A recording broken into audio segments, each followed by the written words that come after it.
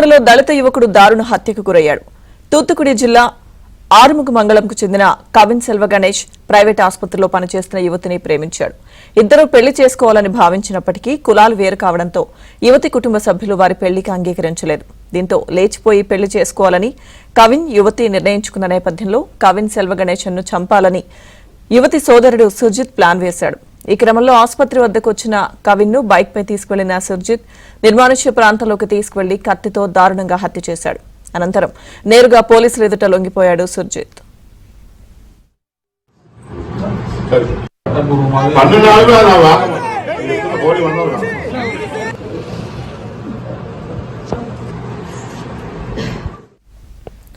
తన సోదరి తక్కువ కులానికి చెందిన వ్యక్తి కవిన్ తో మాట్లాడుతుందని, అందుకే ప్రతీకారం తీర్చుకోవాలనే ఉద్దేశంతో హత్య చేసినట్లు పోలీసుల విచారణలో అంగీకరించాడు సుర్జిత్.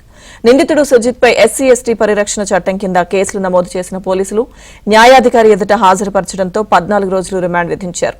ఇదిలా ఉంటే సుర్జిత్ తండ్రి తమిళనాడులో సబ్ ఇన్స్పెక్టర్ గా విధులు నిర్వహిస్తున్నారు. మరోవైపు కవిన్ కుటుంబ సభ్యులు ఆందోళనకు దిగారు. హత్యలో సుర్జిత్ తల్లిదండ్రుల పాత్ర ఉందని, వెంటనే వారిని అరెస్టు చేయాలని డిమాండ్ చేశారు.